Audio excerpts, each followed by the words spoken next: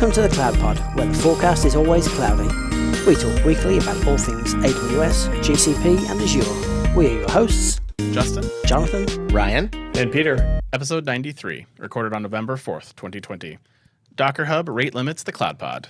Good evening, Ryan, Peter, and Jonathan. How's it going? Good, Justin. How are you?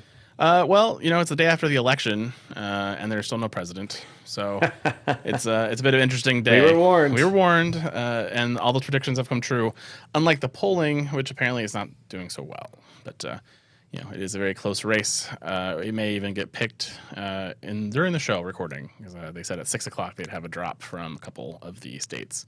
So who knows? Maybe in the middle of the show we'll be like, hey, so-and-so won. But I don't know if that's the case. I have a guest for us this evening, and that is Jacques Chester, who is the author of the Knative in Action book from Manning Press, as well as a staff engineer at Pivotal/VMware.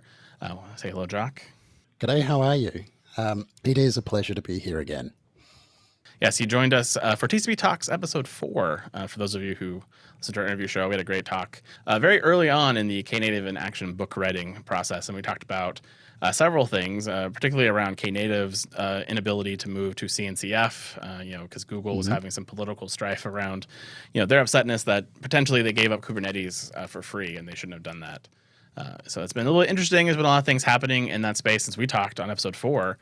First of all, Google came out with a new foundation to help, potentially hold the copyright language of the certain projects, which Knative was rumored to be part of, or maybe be part of. Yeah, they cooked up. I can't remember what it's called. I think it was OUC. I don't remember what that stands for.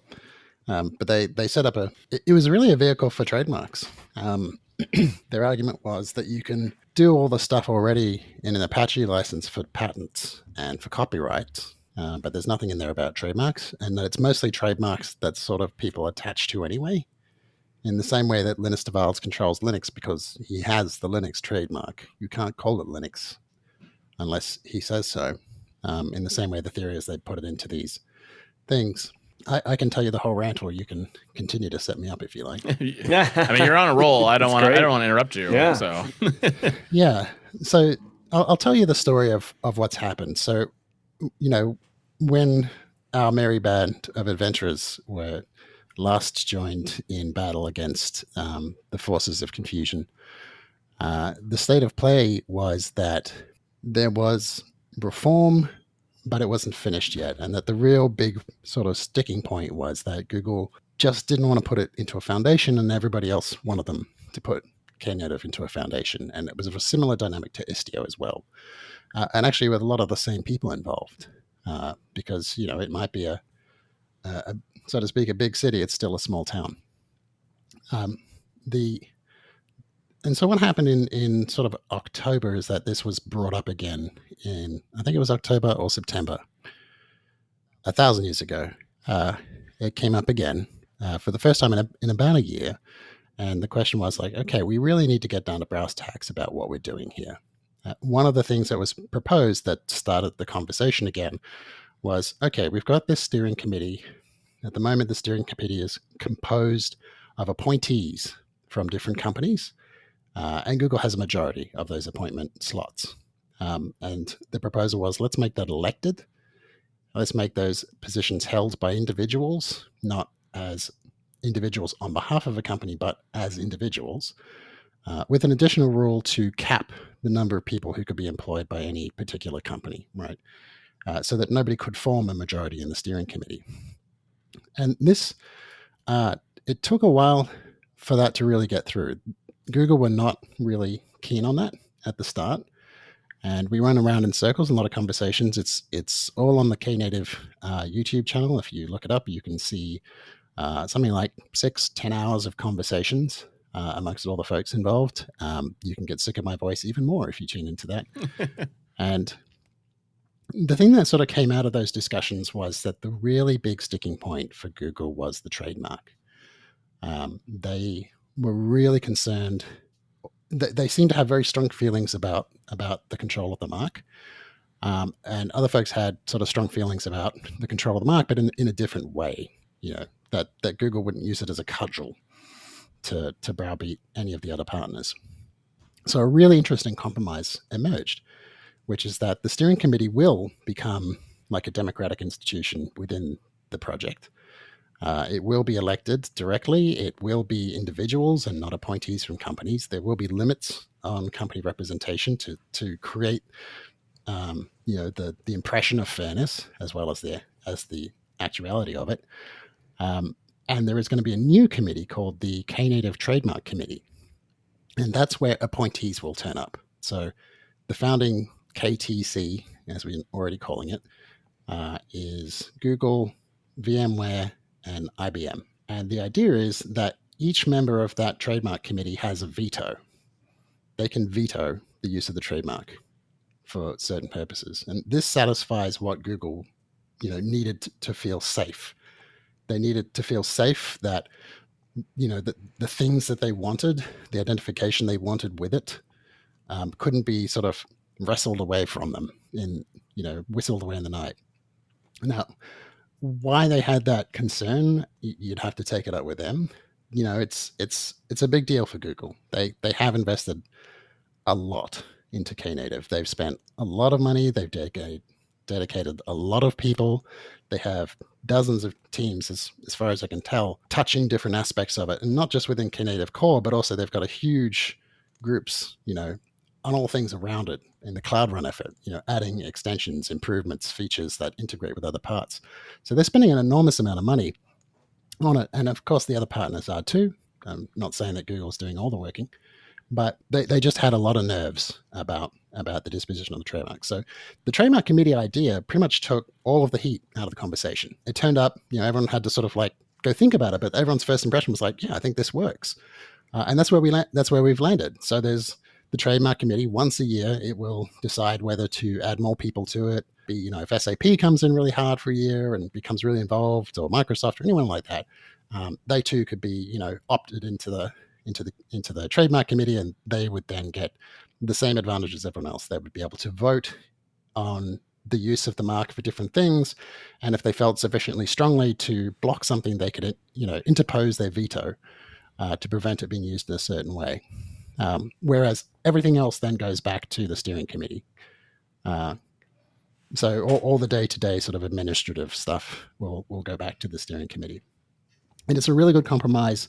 As far as anyone in the conversation knows, this is the first time it's been tried in this sort of Kubernetes-centric universe of open source. And I'm going to be very interested to see how it pans out, but I'm very optimistic. I was very bearish on what was going to happen when we started talking about reforming the steering committee. I didn't think it was going to come to a successful end. I thought, Google's position was very strong and they weren't going to change it. And ours was very strong and we weren't going to change ours. But the idea of a trademark committee broke the logjam. And I think everything's going to turn out well.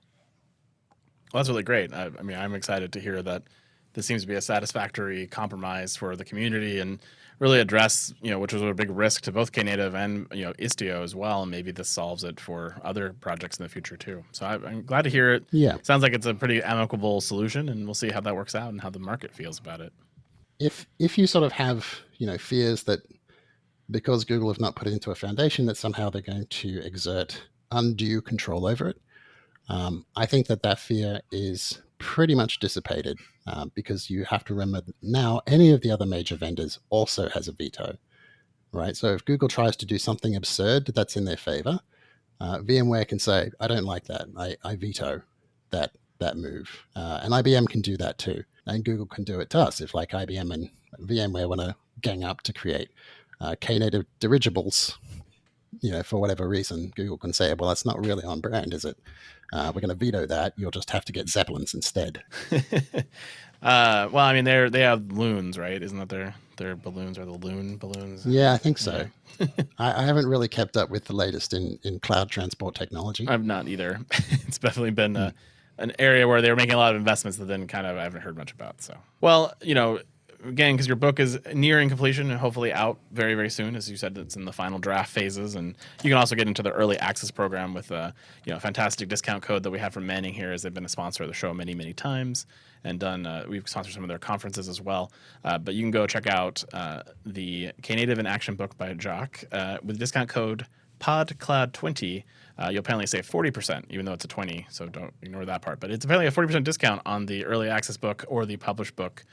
So if you're excited to learn all about Knative, and now especially since this trademark issue has been resolved, hopefully adoption continues to drive very heavily for Knative, and so you might want to add this to your repertoire of skills. And Jock is a great resource to get you started in your Knative journey. Any tips for those new Knative engineers who are excited about it? Well, I mean, obviously, the thing I have to say is buy my book and tell me I'm wonderful. Not necessarily in that order. The main thing I would say is that the community is very approachable.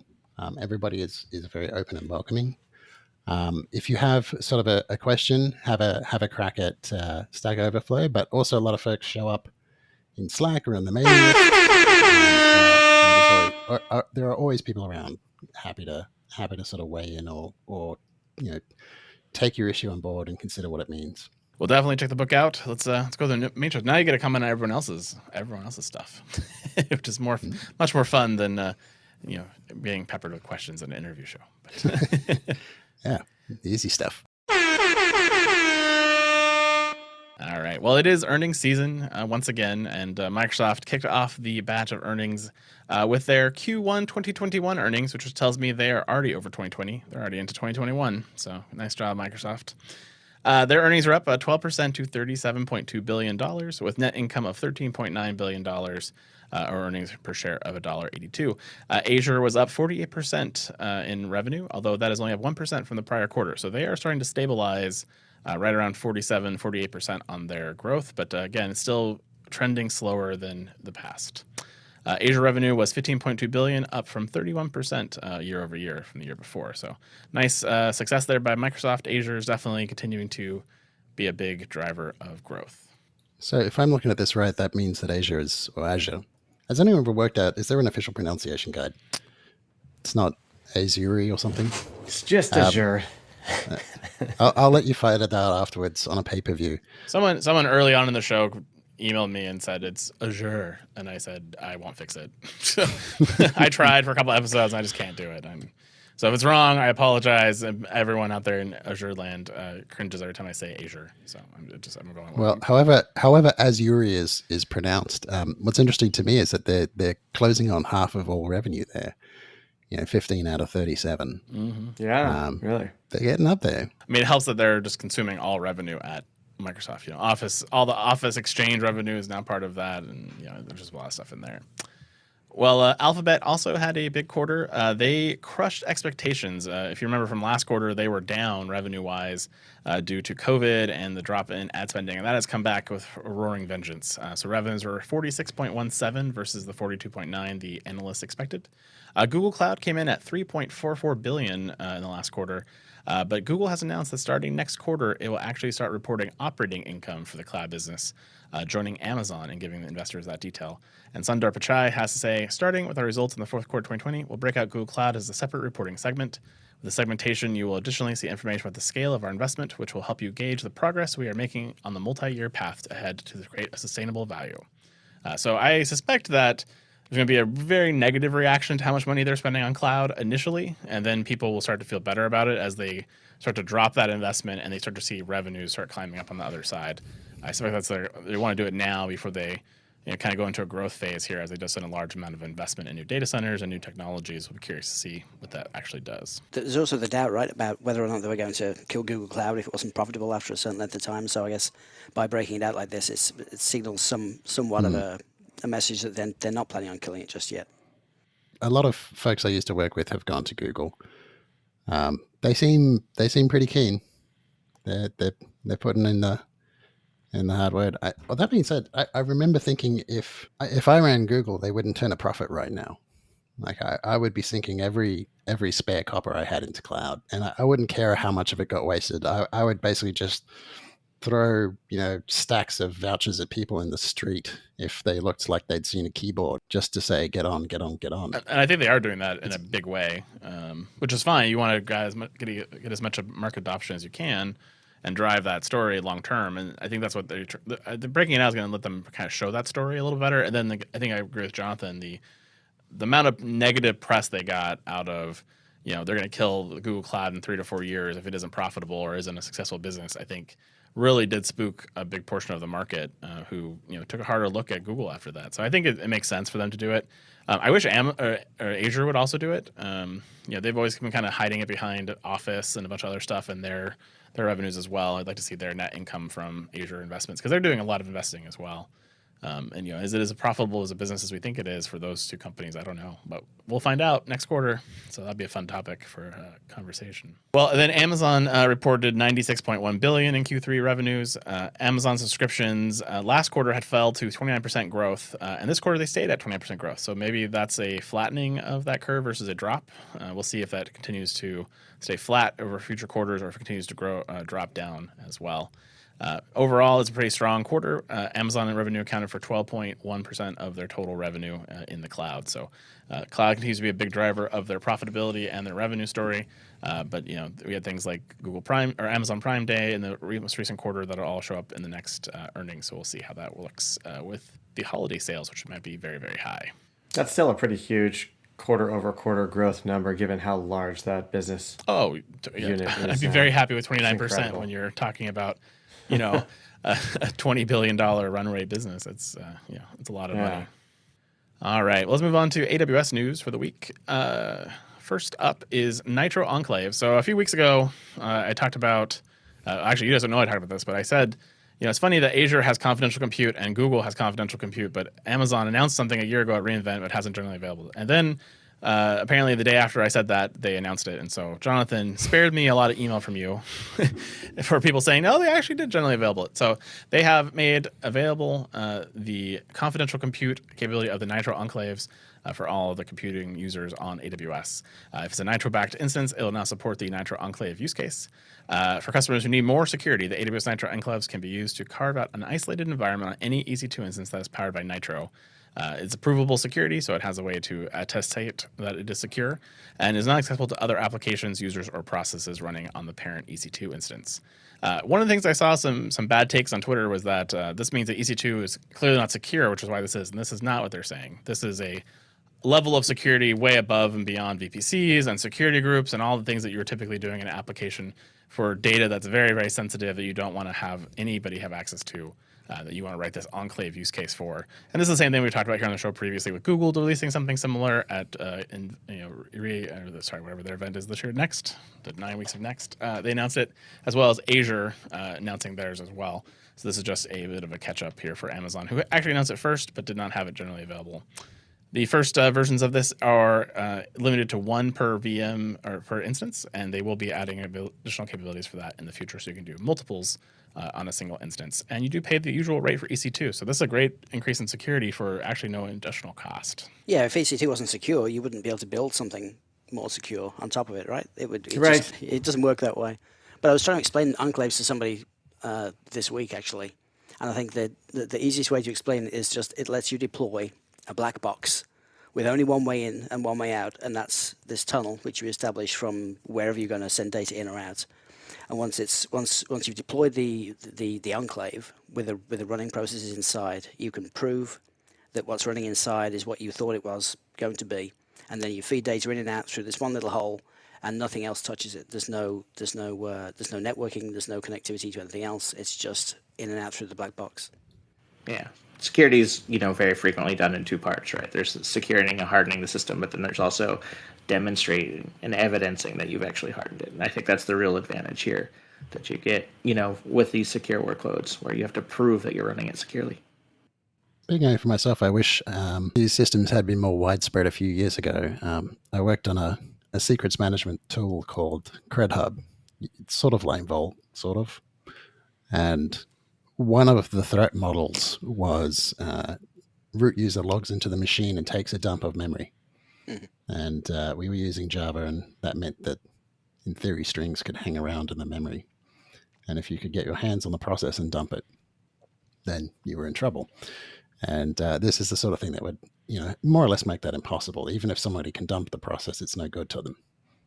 Yeah, and even with the Graviton processors now, which support encryption of the RAM at the hardware level, once you deploy an enclave on the Graviton system, you couldn't log in, and even if you could, it would be encrypted anyway. So It's I think it's smart for AWS not to add a premium to this. I think it's going to be considered table stakes in just a few years. It's just so valuable and so useful, and it closes off so many kinds of attacks that rely on the operating system and security infrastructure to be perfectly constructed. You have a much smaller surface area to defend. Well, let's take one of the last big arguments about physical security, because it's always been very common knowledge in the security space that if you have physical access to a device, I can compromise it in any way. This is one of the last big ways they can argue that case and say, look, even if you did get physical access to our data center at AWS, just because you have access to this, you can't have access to memory, it's encrypted. You can't have access to the processing, it's encrypted. So this really solves that last real use case for security people who are super concerned about very high security use cases and workloads on the cloud. I think this really solves that final frontier of security, which is the highest levels of FedRAMP require, the highest levels of PCI require. I think this is a great thing for all three cloud providers to now have this and to be able to compete in the space. I agree with you. I think it becomes table stakes, and I think we start seeing much easier ways to take advantage of this now that they're all available and companies can start developing solutions to help you take advantage of them.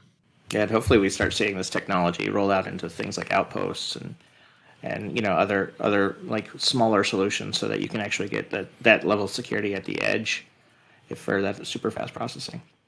Speaking of the edge, if I'm going to wave trendy things around, one thing that's a possible way that people will send stuff to edge computing systems is going to be as WebAssembly, as WASM. And that's all great and hunky-dory, except that then there's an attack mode that someone else manages to send a program that is co-resident with yours and starts to attack sideways into it. You're going to need this kind of enclave capability down to the very edge, down to machines sitting at the edge, counting pebbles, or operating a checkout machine. You're going to need this kind of capability all the way through. To the degree that we can spread this kind of hardening throughout the entire ecosystem, we're all tremendously better off. So quite selfishly, I'm just going to say, hey, cloud providers, you should form a lovely little patent pool where you just say everyone can use it without any discrimination or charge. Yeah. Well, I love to see, Kubernetes and ECS and EKS and all these technologies take advantage of these things too, right? They can tie into this and you're running a container that's in a secure zone in these enclaves. I think that's really great. So I'm definitely curious to see where this stuff goes. I think this is just the beginning of this technology. I mean, it was big at Google Next. It was big at Azure. It's big now at Amazon as well. So I think it's just the beginning of some really cool solutions coming out sometime in the future. Or maybe at reInvent in a few weeks. We'll find out.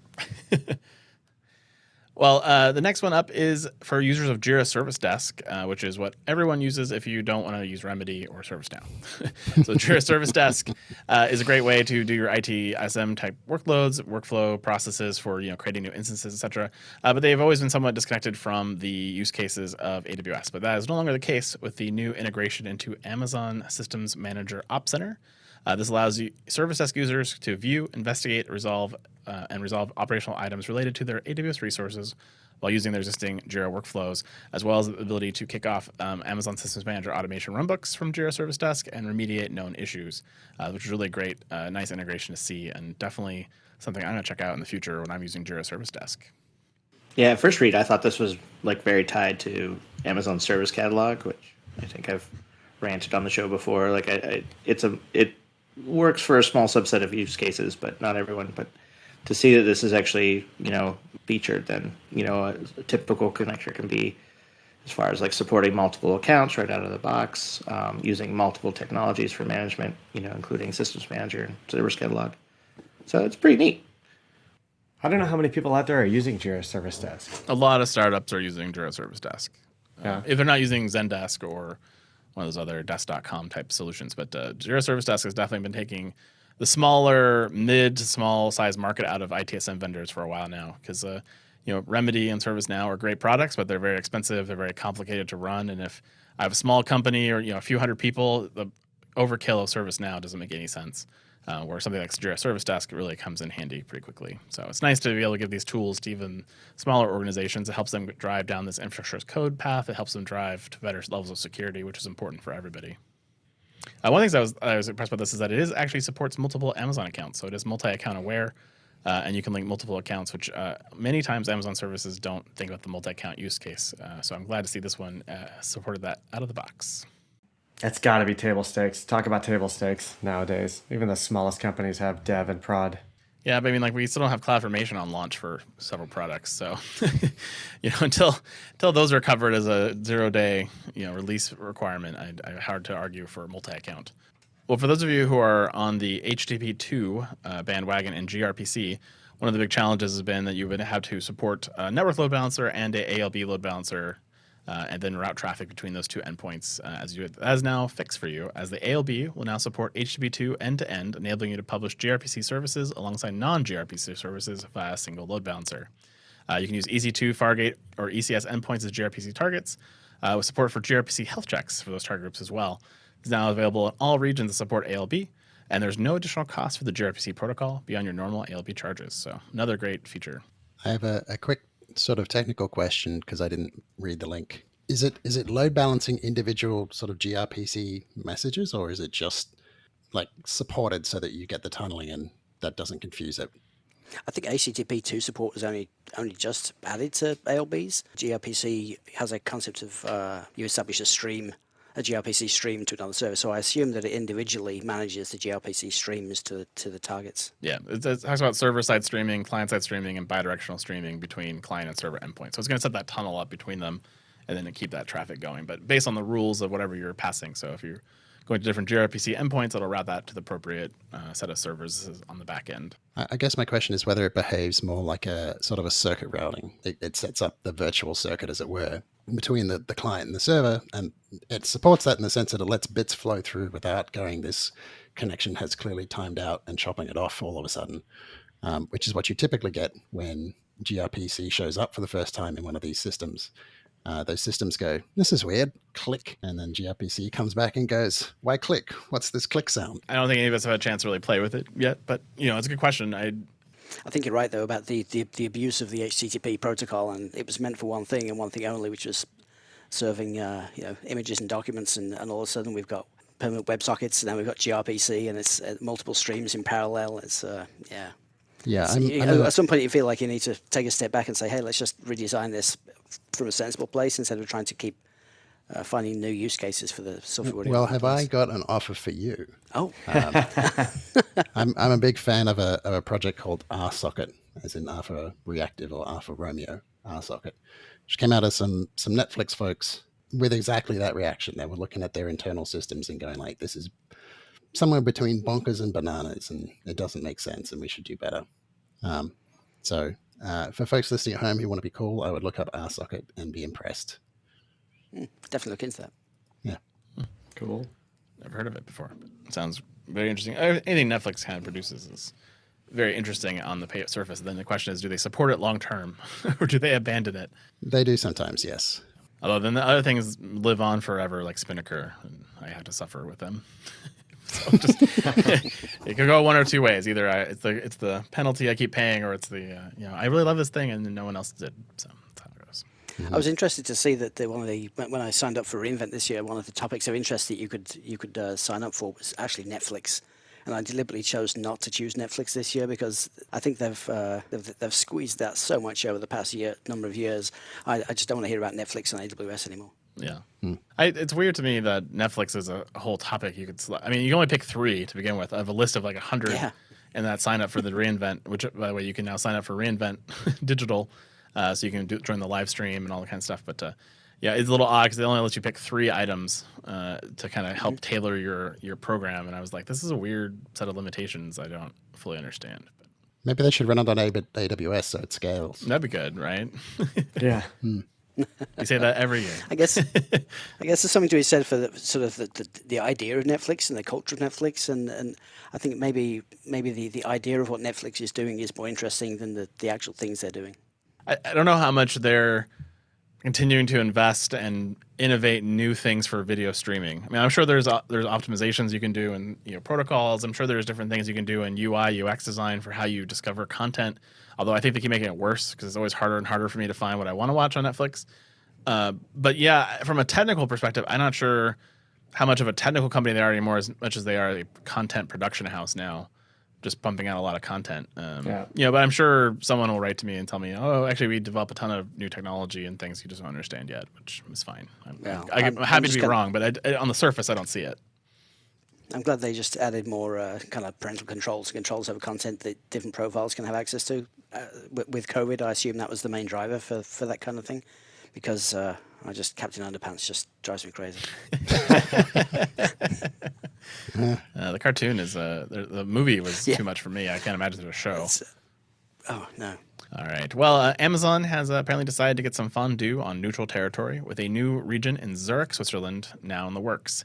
This new region will open in the second half of 2022 with 3 availability zones. It will be their 8th region in Europe, joining Dublin, Frankfurt, London, Paris, Stockholm, Milan, and the announced Spain region, which is supposed to go live in 2021.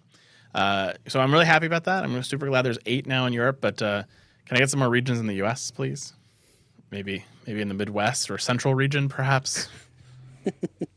Well, I mean, if you're going to keep data someplace, if it's not under a mattress, then Switzerland is the second best place. Yep.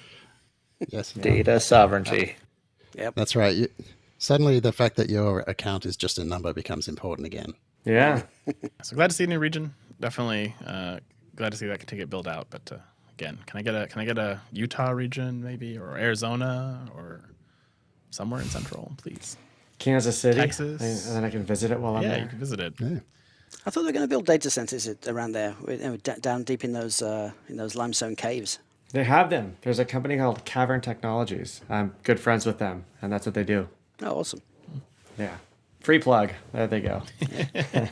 Well, I just think we'll have Amazon Cloud Swiss Watch, Swiss Cloud Watch. They can use it with a time series database they released. Yep. Do you think it'll still have a 10-minute delay? All right. Well, if you are pushing the boundaries of GPU-based instances today with the G series or any of the other series, Amazon has a new instance type for you. This is the new P4 instance. These instances are powered by the latest Intel Cascade Lake processors and feature 8 of the latest NVIDIA A100 Tensor Core GPUs, each connected to all the others via NVLink and with support for NVIDIA GPU Direct. With 2.5 petaflops of floating point performance and 320 gigabytes of high bandwidth GPU memory, the instance can deliver up to 2.5x the deep learning performance at up to 60% lower cost to train when compared to the P3 instances, which predated it. They do include 1.1 terabytes of system memory and 8 terabytes of NVMe-based SSD storage. They can deliver up to 16 gigs of read throughput per second, and they have four 100 gigabit network connections to a dedicated petabit scale non-blocking network fabric, accessible via EFA that was designed specifically for the P4 instances, along with 19 gigabits of EBS bandwidth that can support up to 80,000 IOPS. And you can cluster these together into what they're calling an EC2 Ultra cluster that can support 4,000 or more GPUs. And they're only available to you, though, in one size, P4D 24X large. And it can only be launched in US East 1 or US West 2 today. And you must have an AMI that supports the NVIDIA A100 and the most recent ENA drivers.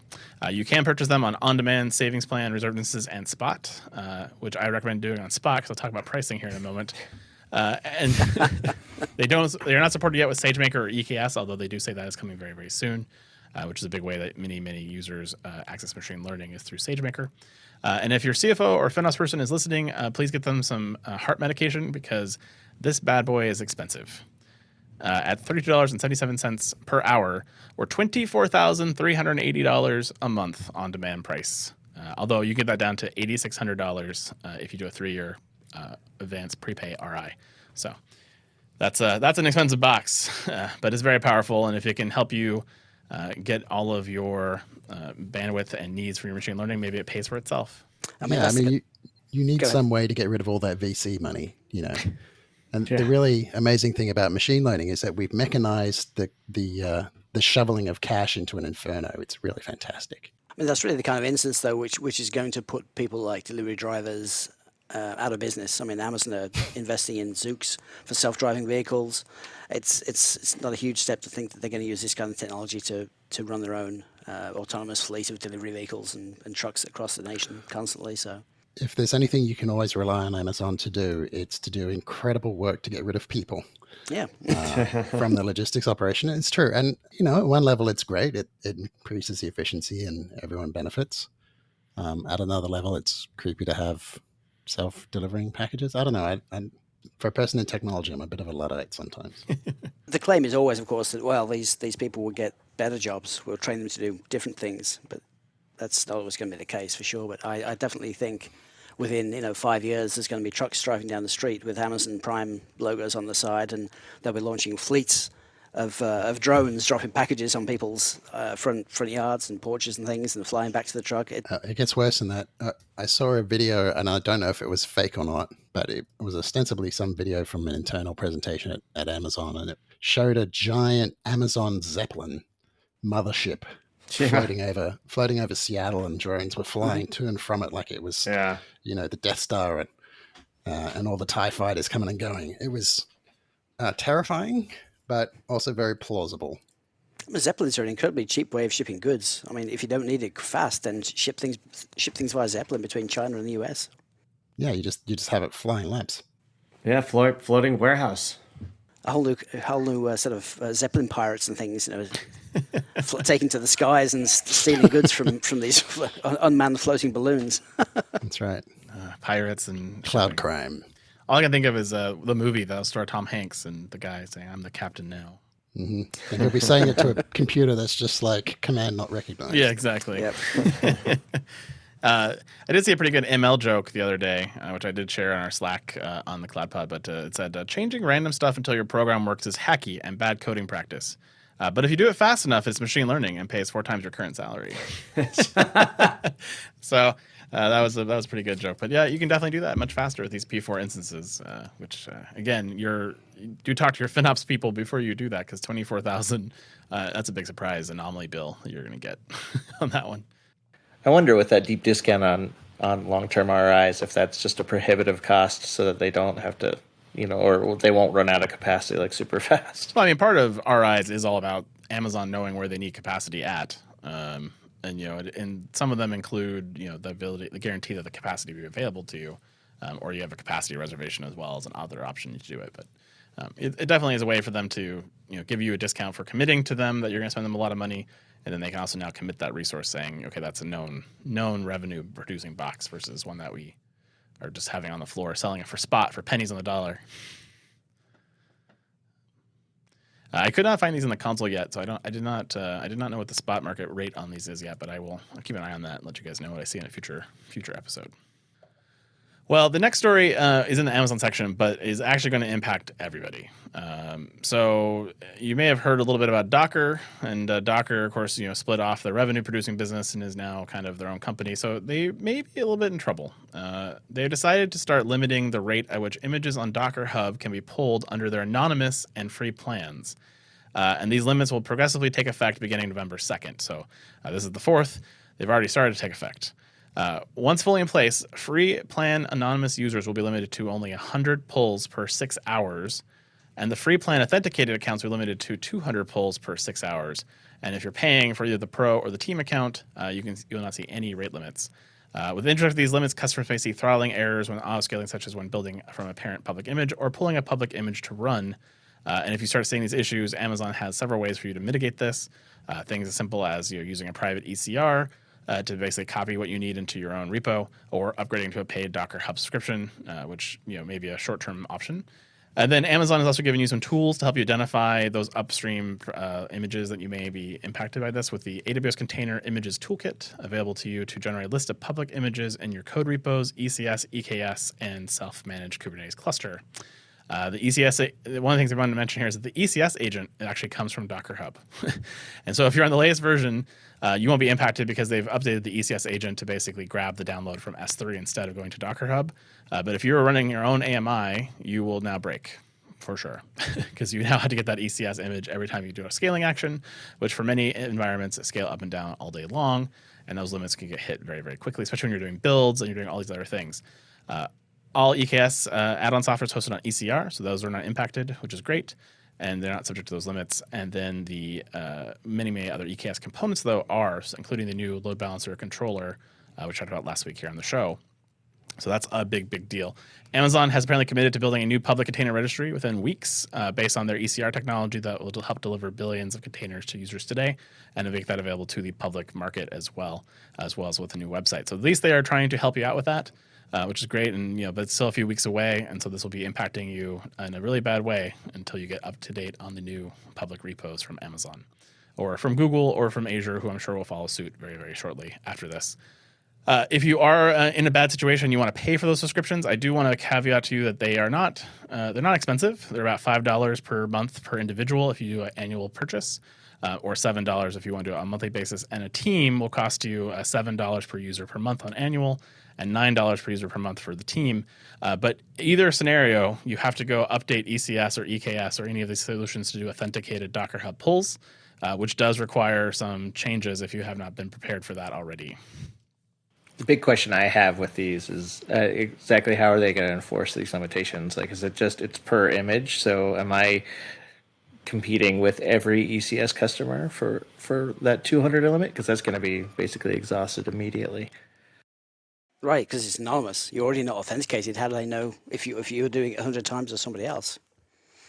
Yeah, I mean, in their defense, I assume while Docker was a profitable company, swallowing the cost of running a Docker Hub was kind of made sense. And so I understand why they have to make a change like this, because people have taken advantage of their generosity, I suppose. But man, this is going to cause loads of problems. Well, and I feel like it came with no notice. Like, when did they announce this was coming out? Like, it seems, it's one thing to make this change, but you make this change at the beginning of the year, give people a little bit of time to fix this problem. You don't just say, tomorrow we're doing this thing, and now you're screwed. That's a bad scenario, and it's going to leave a lot of people upset, I think. Well, it's going to get people to move to a platform they could trust. Well, you say that, but there's a number of sort of tricky problems with it. One thing actually I can give as a quick tip to anyone who's listening. You will run into limits very quickly if you have any sort of a CI or CD system that polls to see if there are new images. Most such systems in the past have been implemented under the hood doing a get. They sort of do the first step of the poll operation, where they go and get the manifest file, and that's been counted as a whole poll by Docker Hub. So even if you don't fetch any of the layers, you don't ship the bulk of the image, it still gets counted as a pull on that image. It gets counted towards your limit. So what we found when we started freaking out internally at VMware, and also in consultation with people freaking out at Google, that you can perform a head request and they will not count that towards the total. That's not perfect because different registries outside of Docker Hub don't support the head operation properly, but you should investigate whether your CI/CD system is now switching over to use head operations to check for new images, and then that way the check to see if there's a new image doesn't count towards your total. Only the actual pulling counts towards your total. So a change went into a library that's pretty widely used called GGCR, or Google Go Container Registry. A bunch of different tools use that to interact with registries. And so it now does that. It has the smarts to use the head operation first before trying the get operation if you just want to see if there's a new image. That's the first thing I would say. I think the second thing is Docker kind of did this to themselves due to the design of the registry API. It essentially hard codes the Docker Hub domain. If you don't specify a different domain for your registry, it assumes Docker Hub. If you say Ubuntu, it assumes that it's actually Docker Hub hub.docker.io/library/Ubuntu :latest, right? That's what that gets expanded out to.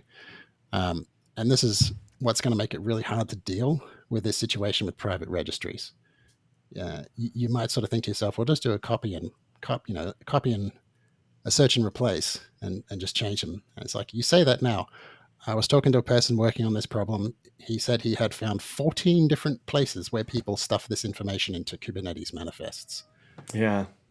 Like, sometimes it comes with a key. Sometimes it's a string. Sometimes it's assembled from other strings in a wacky templating language. Like, there's no automatic way of doing this. It's going to cause a lot of chaos. And as I said, it's really Docker's fault for coming up with such a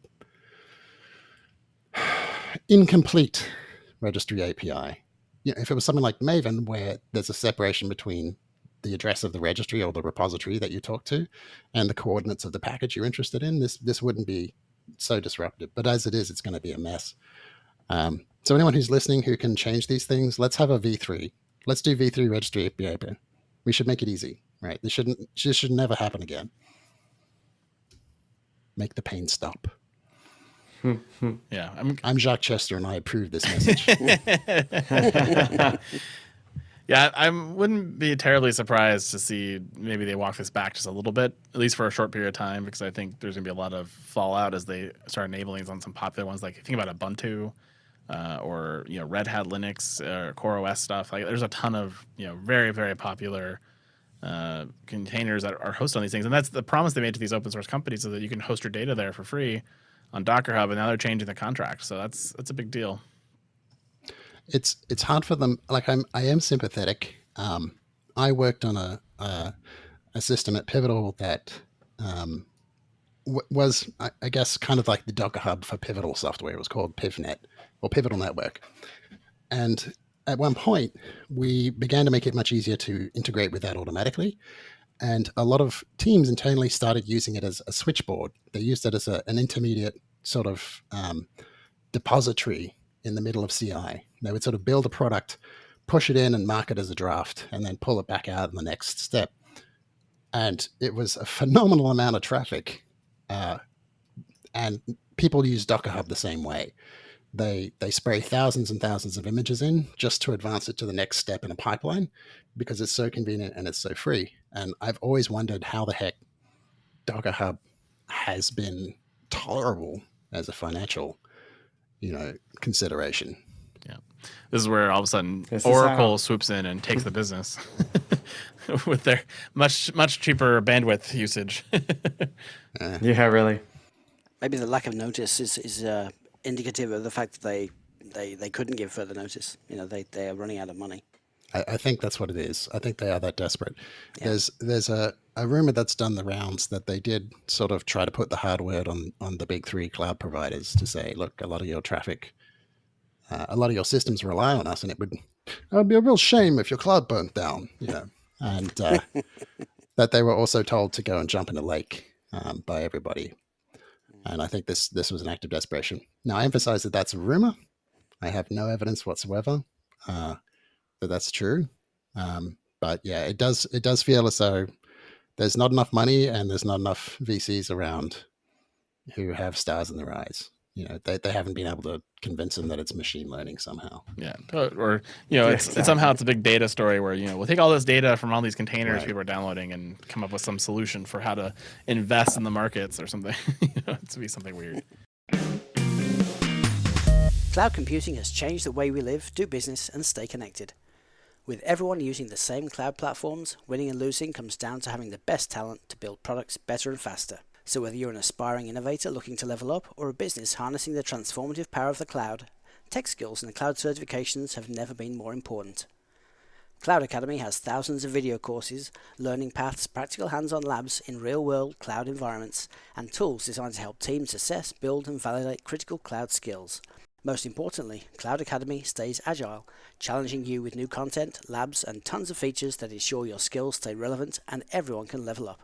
They cover everything from major certifications to DevOps, security, and programming languages. Cloud Academy is a cloud training platform of choice for Fortune 500 companies and thousands of tech professionals around the world. Don't just take their word for it. Check out the reviews on G2 and get started now at cloudacademy.com. For a limited time, our listeners can lock in 50% off the monthly price for life. Just put in the coupon code CloudPod when checking out.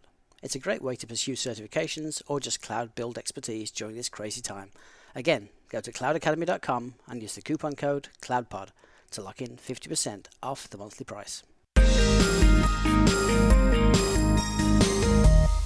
Well, moving on to GCP this week, they have a couple interesting announcements for us. The first one up is the new Google Cloud Shell Editor. You can find this at ide.cloud.google.com. This is a web-based Cloud Shell Editor that lets you use the power of Eclipse Theia IDE platform to develop your Google Cloud native solutions. Typically, developers, when evaluating clouds, will be looking at setting up their dev environments or their IDEs, getting all the libraries right and the dependencies, making it very difficult to do quick evaluations of technologies like Google Cloud. or others. So the Google Shell development environment makes that much easier with pre-configured tools. Let you get started with all your cloud native development needs on Google Cloud. It includes a local emulator for Kubernetes and serverless, as well as command line tools for working with your cloud native apps, all available directly from the web browser. The Shell has some interactive tutorials for you for Google Kubernetes and Cloud Run, as well as the Cloud Code is a set of IDE plugins currently available for IntelliJ and VS Code. Those have also been ported to the Cloud Shell editor. Cloud Shell Editor today supports Go, Java, .NET, Python, and Node.js out of the box, and it does have integration into Git and all of the Git workflows. And No Ruby on Rails, huh? An emulator for Kubernetes, that's great. I'm going to wait for the first person to start running their production workloads inside the Cloud Shell. I don't have to run Kubernetes clusters anymore. I can just run it in Cloud Shell. Do you want to know a funny thing? Is that the origin story of Heroku is that they had an IDE, like a web IDE, and then they were like, oh, we need some way to make it easier to run this software. And then they realized that's what people actually wanted. So yeah. Run the software. And yeah, so what you're predicting, it's going to happen. And someone will be like, I have an idea for a business. Yep. Great. It's where we all started, right? The PaaS was the vision, and then Amazon won with infrastructure as a service, and now we're all climbing our way back to PaaS. Oh, yeah. Yeah, we tore it down so that we could climb back up it. Yeah. And then we'll do it I'm again. just really glad that, I'm just glad that software engineers had nothing to do with the Tower of Babel, right? Because we'd still be in Babylon, rebuilding the damn thing for the 100th time. Yeah. Let's just go back to Fortran. It was all perfect in Fortran days. We didn't need those other languages, C and C++. Well, it's nice. I'm glad to see a competitor to Cloud9 or whatever that thing is from Amazon that no one uses because it requires an EC2 instance. I'm still hoping for a Cloud Shell competitor on Amazon. I think that'd be, or even Azure a little bit. Well, for those of you who are really into eventing and eventing workflows, Google is announcing the new Event Arc, which is a new events functionality that allows you to trigger Cloud Run from more than 60 Google Cloud sources. In the preview release, Event Arc helps you easily build event-driven applications and take care of event ingestion, delivery, security, authorization, observability, and error handling. Several key use cases they mentioned in the article are video analysis, file conversions, user signups, app monitoring, and more. Some of the key features are, again, the ability to receive events from 60-plus Google Cloud sources. Now, they do caveat this here that this is via Cloud Audit Logs, which is not really where I want to trigger my event from, but yeah, sure, okay. And then you can also receive events from custom sources by publishing to PubSub. You can adhere to Cloud Event standards for all your events, regardless of source, to ensure a consistent developer experience, and enjoy on-demand scalability and no minimum fees, all available to you from the Event Arc. Together, Event Arc and Cloud Run make it easy to build a standardized event-based architecture without having to manage the underlying infrastructure, and Google is planning to make Event Arc a full-featured events offering for Google Cloud in the future. So hopefully that means triggered by more than Cloud Audit Logs. I'm a big fan of this architecture pattern. It's probably heavily influenced by the fact that I run, internal services, and which by definition usually have to be, low budget items. So empowering something like this and making it, sort of easy and general purpose, I'm really, really a fan of. So it's cool to see them do this. I agree with you about the Cloud Audit Logs. It's a little bit okay, but it's got the other functionality of PubSub too. I guess it's just an example, though. I think being able to connect any service to any other service through an event arc or an event bridge or whatever you want to call it, the same technology is really cool. It's like Lego. Exactly. I wonder to what extent it's based on Knative, because that calibrates how much I should just try to wedge my book into the conversation. Isn't Cloud Run just the managed version of Knative? That's a whole story. Yes, and also no. Of course. Yeah, there's actually at least sort of 2.5 Cloud Run implementations.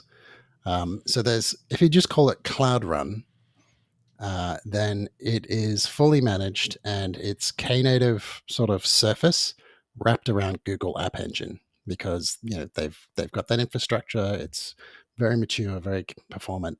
Hooray! Then if you say Google Cloud Run for Anthos, I think it used to be Google Cloud Run for GKE, or Serverless Add-on for GKE. I've forgotten. They change the name every 20 minutes. That was actually like vanilla Knative, the stuff you can get from the repos on GitHub, but installed and operated by Google. And then there's the other Google Knative, no, Cloud Run for Anthos. I think when it's installed, I think that's again a vanilla bits that have been sort of packaged and bundled and so on. But it's so confusing. You have to sort of like look for the formal title. You know, it's like you're standing there introducing people at the ball, and you have to make sure that, oh no, this is Baroness Cloud Run. We got to make sure to get it right. Sounds like a great way to get super confused and have a whole bunch of different experiences depending on a bunch of really arbitrary borders.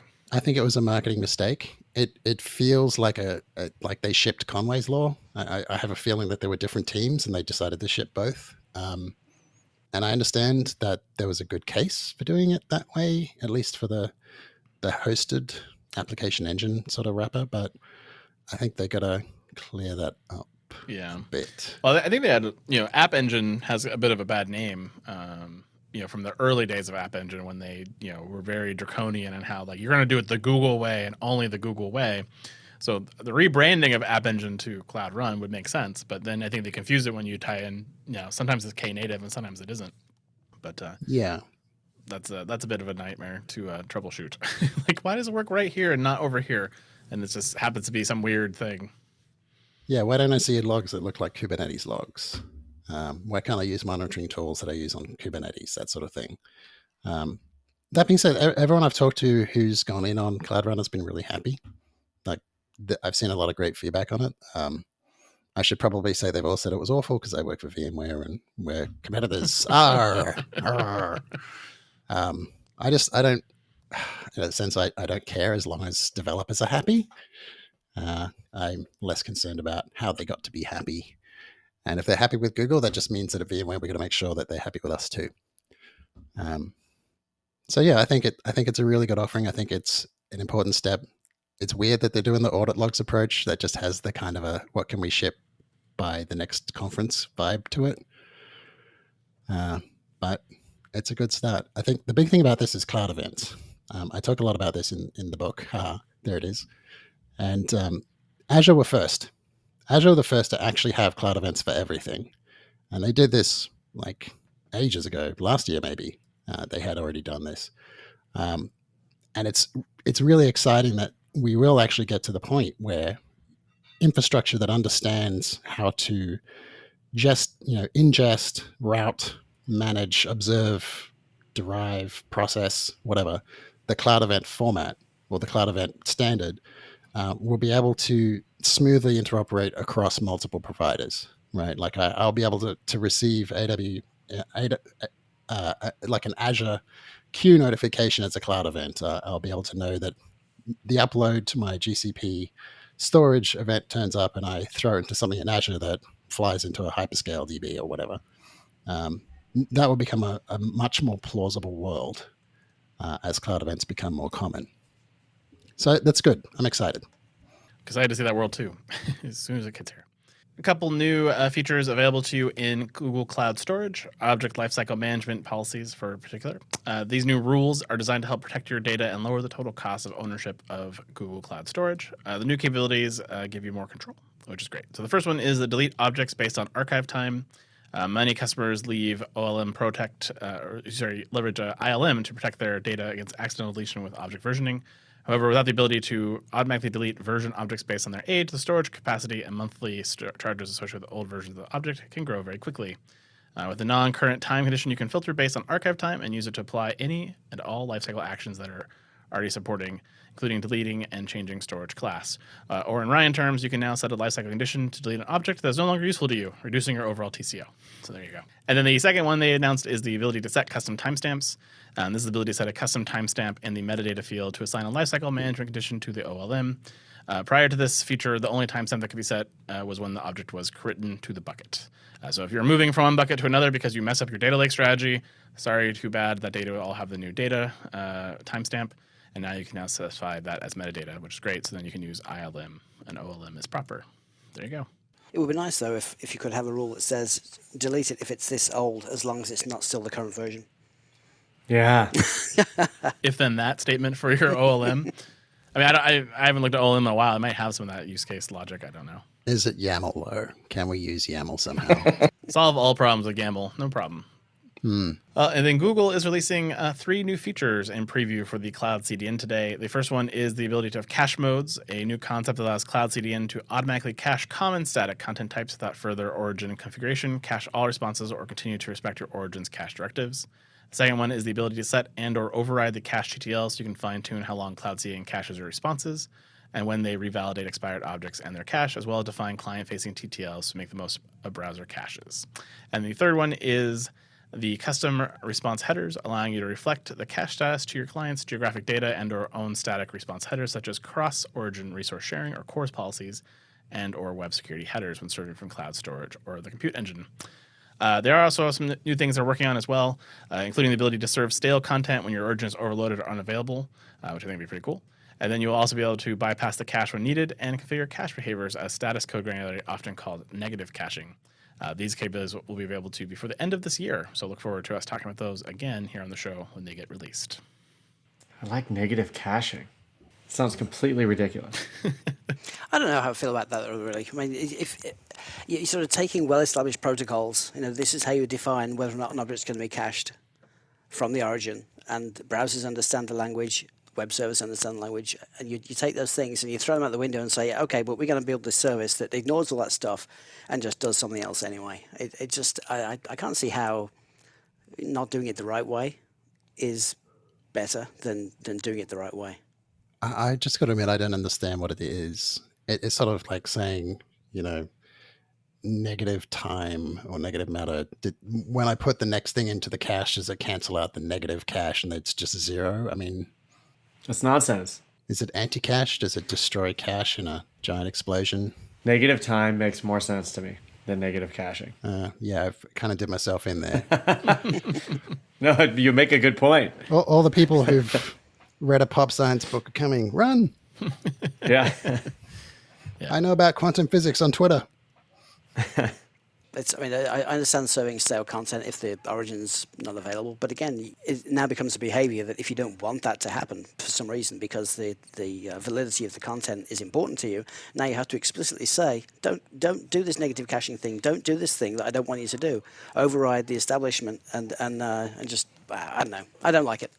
I can give a concrete case for that, actually, and it goes back again to Pivotal Network when I was working on it. We did have a sort of a kind of a fallback mechanism that everything went completely kaflooey. We would be serving up, 404 pages and 500 pages and so on and so forth. And we did everything through CloudFront. And what would happen is we would have if we had an incident, that cache would just stay there for 24 hours. So the incidents would look like 24-hour outages to our customers. Now, if you're in the business of we're selling you a platform that doesn't fail, it looks bad if they get 24 hours of 500s, right? They don't believe you know what you're doing. Yeah. So we had the exact problem of it caching error pages when we really didn't want it to. And there's a whole story about me trying to fix that and it's making it worse. But another time. We could do a whole podcast on trying to fix it and made it work. Worse, yeah. I mean, I like the idea of, if your website gets, Twitter hugged to death or Reddit hugged to death. I don't know what the equivalent of those things are nowadays, but, it's something that basically sends your traffic through the roof that, instead of having a bad experience of just a 404, you do get, even a static page. Again, I think it's a question about how configurable is it going to be and what are the conditions that it enacts. I think it'll be really depending on how we feel about it at the end of the day. But again, those are the new features. The new features are TTL stuff, so enjoy those. Those are other ones are coming later. So, well, as somebody who gets paid for setting things up properly, I resent the fact that they're making things work when they're not set up properly. I appreciate that although they haven't released this feature, we were able to make negative jokes about it. Yeah. We can go negative very quickly here if we're not careful. So. It's just the nature of the audience that we have. All right. Hey everyone, Jonathan here. I just wanted to take a minute to thank the cloud consulting gurus at Foghorn for helping make the Cloud Pod possible. These folks truly get it. Cloud consulting experts since 2008, they are premier tier partners with AWS, Google Cloud Platform Silver, and Microsoft Azure partners. From multi-cloud to containers to moving full production workloads to the cloud under the tightest compliance, Foghorn's team of full-stack cloud engineers have been there, done that, gotten the t-shirt, and are ready to share their experience with you. If you're in the market for some talent to supplement your team, visit www.fogops.io/thecloudpod. www.fogops.io/thecloudpod. Foghorn, the promise of cloud delivered. Azure Monitor for Containers on Azure is now supporting the preview of capacity monitoring of persistent volumes attached to your Kubernetes cluster or on Azure AKS. The newer agent will start collecting capacity metrics for all PVs except kubesystem namespace, and the preview has several features, including the ability to visualize all of the PVs associated with your pods via Workload Workbook, monitoring capacity usage trends and statuses of the PVs, enabling fast metrics-based alert via recommended alerts in preview, and query and consume your PV capacity data at Log Analytics via KQL query. All available to you today. So again, I'd love when a managed service gets a feature it should have had all along. And then the next feature will be when they make it automatically fix the problems when your namespace is running out of disk. Is it too soon to joke about PV management premium? Yes. PV Never management. too late. Never too late. It's been a while. They haven't released any ultra new blob storage in a while, so yeah, it's definitely. And then our next story up is the one that I'm super curious about. So Microsoft has taken their first big step forward with the general availability of Microsoft Cloud for Healthcare, as I've talked about here on the show. Verticalization is going to be the next big evolution of cloud and how they go to market on cloud. And so, we'll see healthcare, we'll see fintech, we'll see all kinds of different specialized solutions and capabilities as we go from building blocks to really full solutions. And this is a perfect example of it. The cloud offering from Azure includes several features and services made up into this offering, including the Azure API for fast healthcare interoperability resources, which I now refer to as FIR, Microsoft Health Bot Service to do all of your interactions with a bot that tells you that you have cancer. That's all paths lead to cancer. An Azure IoT connector for the FIR, a medical imaging server for DICOM, and text analytics for health, as well as several OSS solutions for Microsoft Genomics, including the Cromwell on Azure and the Genomics notebooks for Jupyter. All available to you in this new healthcare space, all HIPAA high-tech compliant and capable and available to stitch into your healthcare solution today. I'm not sure how I feel about like a genetics tool called Cromwell. Like if it detects I'm at all descended from a king, do I get killed? Yeah, there are connotations around that name. It's an odd choice. And now I'm curious if they actually mentioned any of those particular things. Cromwell, it doesn't really get into the naming methodology. That's a good question. I hadn't thought of that when I wrote these show notes. When did it all start? Was it Ask Jeeves that started it? Who did this? What was it? Before Jenkins, that was known as Hudson. Mm-hmm. Well, Peter, take us to the lightning round, and we have a guest, so you have to explain the rules for the first round, probably in like 40 episodes. Awesome. The rules are simple. I'm going to read a vague title of a news clip, and then you either don't say anything, or you say something funny, or you say something not funny. And then at the end, there are no criteria. I randomly pick a winner based on sometimes just one thing that I liked. Other times, sometimes someone's just hitting to the body all day long, and so they get the win based on just activity. It's kind of like a boxing judge. You rarely agree with them, and you can't figure out why they did what they did unless there was a knockout. And for some reason, it always feels like you got a headache trying to figure it out. He also has exactly. Venmo, which I discovered. Yeah, exactly. My phone is right here. I'm Yeah. watching. What is Jono's live stream and display? Ding! Jono subscribed. Very funny, John. All right, starting with the AWS site-to-site VPN now supports health notifications. I don't really need this feature because my users call me immediately when the site-to-site is down. Oof, I bet. Just health the VPN, or can I get health notifications for other things? Does My it tell you cholesterol's bad. have? Yeah, you have cancer. I have terrible news. Also, your bitrate has dropped. And you have descended from a king, therefore we will kill you. That old chestnut. So many people in my family have that problem. We don't need health notifications. It's always the network's fault. Yeah. Yes, it is always the I mean, network's fault. VPN is the network, so of course it's the network's fault in this case. All right, my favorite word ever to say, Amazon Document DB with MongoDB compatibility adds support for increased change stream retention and ability to watch change stream events on a database or the entire cluster. I mean, Yeah. it's hard. You need to really develop the advanced web scale technology to destroy records at that kind of pace, just to make them disappear. Are we still hating Mongo? Yeah, I think we all hate We are, Mongo. yeah, That's Good, because I mean, some people might say it's time to forgive and move on, and bring us all together in the spirit of harmony and healing. It's just like, yeah, but you all lost a ton of data. hmm Doesn't go away. Just because you lost the data doesn't did mean that go we away. forgot that it existed. By definition, it went away. Yeah. I measure all NoSQL databases maturity scale by at what point did they develop SQL technology for NoSQL. Exactly. That's how I measure the maturity of all of these. I shouldn't be bad mouthing them. That one of the recruiters reached out the other day, but You're not gonna go there anyways. We helped you out with the interview. Well, they probably lost your application, so it's fine. I'll just send it. I'll just send it in several slightly different formats, so that they need to write 4 different if-thens to work out which version of the record they're pulling out. The first time I actually heard of somebody using MongoDB in production, they did this whole presentation. One of the questions came up like, "How do you deal with like the records changing?" Like, "Oh yeah, well we've now got some if-thens," and it transpired that they had like 17 checks they had to do to work out what version of the records they were dealing with. And the punchline is that this company's product was a risk management tool. Ah! Yahtzee. Moving on, Amazon Neptune now supports Apache Tinkerpop 3.4.8 in the latest engine release. That's got to be not true. No, it is totally true, and I figured you would question if I was tricking you in this note, but it is actually a thing.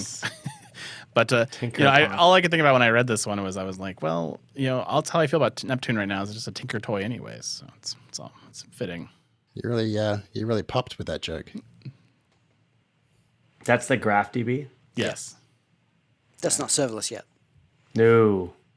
Amazon Kendra adds Confluence Server Connector. The one feature I desperately wanted when they announced Kendra, and I was sad they didn't have because everyone knows Confluence Server Search is the worst. The worst. Can't find anything. I know I wrote the document. I know I wrote this wiki page. I know all the keywords because I wrote it. I still can't find it in the search. Still can't find it. Yep. By the way, Ryan, I need you to set that up on Monday. Yeah, the ticket's already created. Yeah. Okay. EC2 Image Builder now supports AMI distribution across AWS accounts. And the next thing that's going to be announced is the thing that detects that somebody is stealing all your secrets that way. Yeah. So I have an interjection here of a Justin does a thing. I tried to use Image Builder for the first time last week. And I can tell you that is not a primetime product in any way, shape, or form. It's very simple. All I want to do is I want to change the time zone of a server and create an AMI. It's 2 files I have to change. I have to make an AMI that I'm then going to put into my thing. Super simple. I'm like, I'm going to use this Image Builder solution because that's what it's built for. After the third try of 35 minutes waiting for it to time out on some BS error that makes no sense. And, you go to their troubleshooting the solution page and it's like, well, the first thing is your IAM permissions are probably wrong. Okay, fine. So you go figure out all the managed roles they created, which have all these lovely stars in them because, Amazon loves to have these really broad permissions for their managed rules because that's not annoying at all. Set all that up. Again, it goes, no, now we have a different timeout. No details. And all the error messages say, turn on logging and turn these things on. You turn on logging. Well, if it doesn't actually get past the timeout, it doesn't actually log anything. And I gave up and I went to Packer and I was much happier for myself. So now the question is, EC2 Image Builder, how long until we're all just like, meh, I'll just use Image Builder instead of Packer? It's not there yet. I mean, if they should add Packer support for Image Builder so I can just write my images in Packer. Then maybe I'd use it. How about Image Builder with Packer compatibility? There you go. No, they'd have to call it something different. So it'd be called AWS EC2 Image Packer, right? Or it'll be the Yes. Packer Builder. Packer Builder. Builder DB brackets Packer compatible. Amazon Textract announces improvements to reduce average API processing times by up to 20%. I love a service that's barely been GA'd, that no one actually knows what it does, and then they're saying, hey, the thing you don't even know if it works, we're saving you 20% of the processing time. Well, I thank you for that. You can shrug even sooner. Yeah. I think they've announced those improvements because they've just, rather than actually searching for the data, they're just returning the null strings immediately. Yeah, exactly. Yeah. Do you reckon the teams might sandbag a bit when they do the performance? Oh, Do you think they just like leave a couple of, 1 billion, calculate pi kind of stuff? I've wondered that sometimes. It definitely feels that way. I've got my review coming up. I'm going to shave 20% off. It took me all night, boss. That's a good idea. This is the benefit, right, of that whole MVP. Yeah, the whole MVP process of you release something that's ugly like Image Builder is today, and then you get to constantly make improvements and brag about them. Yes, that's true. Yes, and the fun thing about MVPs is that the minimum line is always rising, and so is the viable line. So if you stop there, you're boned. Introducing new visualization features in AWS IoT Sitewise, including status charts, scatter plot, and trend lines. I have a theory. About how Yes. they implemented this. I looked at the website and the screenshots. I'm pretty sure they just take the numbers and put them into Amazon Turk and get people to whack it into Excel 95, not even one of the modern ones, Excel 95, and then they copy and paste it back in after taking the screenshot. It is an underwhelming effort. Looks like Windows for work groups. 3.11, Yeah, baby. yeah. Yeah. I'm super glad though I can finally scatter plot my understanding of IoT. Can I just say, of all the things we make fun of Microsoft about, they had the best name ever for a networking protocol, NetBUI. NetBUI was the best name for a network. I mean, what, you didn't like protocol ever. IPX, XPX, or Apple Talk? No, NetBUI. I used to love Apple Talk. 'Cause, the protocol designed to like, hey, I'm here, and then everyone else says, hey, I'm here too, all the time. Like, it's not going to cause any network trash, And this is Marco before switches, Pub. so they were all like just broadcast storms of Apple Talk saying, I'm here. Ugh, Apple Talk. And they're all local Please network too. unsubscribe me from this list. So it's stuck to a corporation. That's actually the best analogy ever. I realized that it's the unsubscribe. Apple Talk is the unsubscribe mailing list. When you reply all to the mailing list that didn't get properly BCC'd, that is exactly what Apple Talk was. Thank you for that. I now have the perfect analogy. I can't remember the company, but there was a company that made a Apple Talk to Ethernet bridge, Oh yeah. and like Macs weren't really supported at a customer I was at, but everybody started dropping them in and plugging these bridges in, and it took down the entire company. Yep. Broadcast. And I storm. believe the day it took it down was when the OJ verdict was coming in. My first IT job was at a school district where we had labs full of Macintoshes.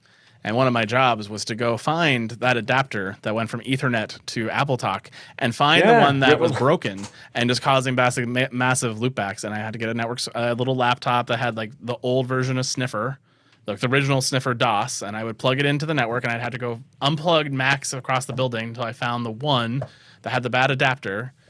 Yeah, I'm very familiar. Yep. The future is here at last. Yeah. Where's my it's spanner? true. All right, moving on. HoloLens 2 Development Edition is now available for purchase in the US. Please go buy these because I want HoloLens to be a thing. I think it'd be cool, but developers have to buy them. That's all I got. Just a plea to the masses. Other people buy things because I want them. I'm not sure how well that'll sell. Amazon SES now offers list and subscription management capabilities. This one's sort of interesting. I feel like MailChimp and SendMail, SendFast, SendGrid? SendGrid. Thank you. I feel bad for getting the name wrong. So sorry, everyone at SendGrid who I actually have worked with. Yeah, this is probably bad for them. Like they've been busy duking it out with each other for a decade now.